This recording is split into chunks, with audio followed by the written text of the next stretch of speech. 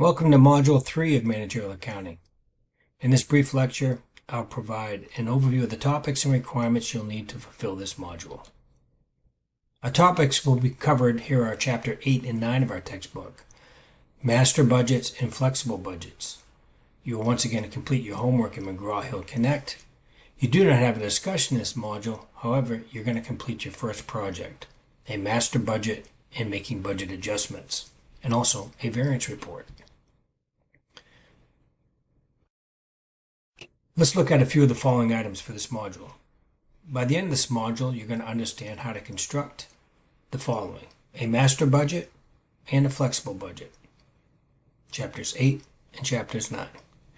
I'll review your homework and your project. Let's begin at introducing the project of master budget and managerial accounting. A master budget is a comprehensive financial planning document that brings together all the company's individual budgets, such as sales, production, and cash, and it puts them into one coordinated plan for a specific period. It serves as a roadmap, helping managers align daily operations with long-term goals, anticipate resource needs, and evaluate performances against expectations.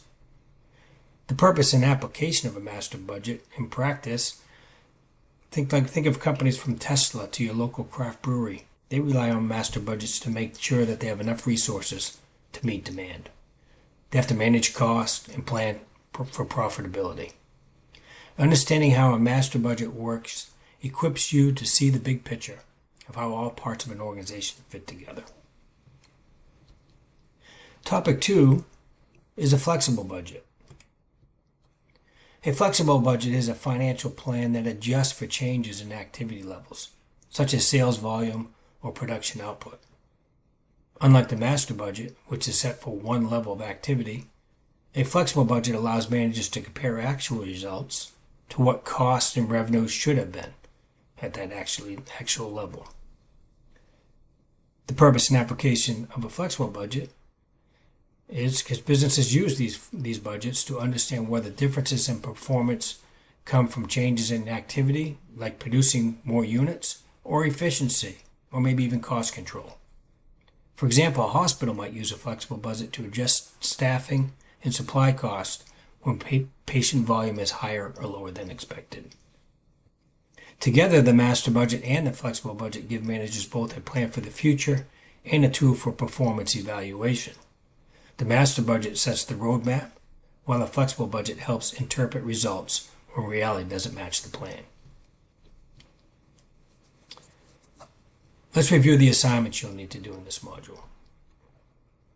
By now, it should be commonplace you know you complete your homework in McGraw-Hill. Once again, we'll begin with your reading assignments in SmartBook for Chapters 8 and 9, followed by your concept videos. Once you've completed those, you can move on to your homework problems.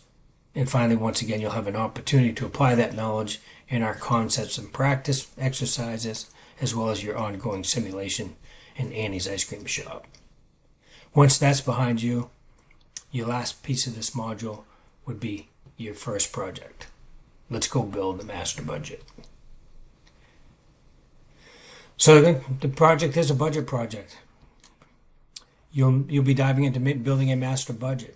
Think of this as your chance to step into the role as a managerial accountant. You'll start by building just a few budgets: a forecasting sales budget, a production budget, and materials, based on your company's financials. But here's a twist. Once you've established your budget and it's set, the CEO informs you that there's a possible 10% tariff on all raw materials. You'll need to revise your numbers and recommend strategies to keep your company on track. Recall the flexible budget chapter. To wrap up, you'll perform a variance analysis. You're going to compare your actual or simulated results to those in your revised budget, explaining the differences and drawing out what it means for management decisions. By the end, you'll see how budgeting connects planning, adaptability, and performance in a real-world situation. Good luck and have fun with the project. Details and steps can be found in Canvas, but here's a quick breakdown of the assignment. In step one, you're going to build a master budget.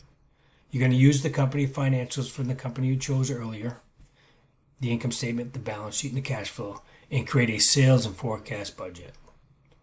Then a production budget and a direct materials budget. An Excel template has been provided for you on Canvas.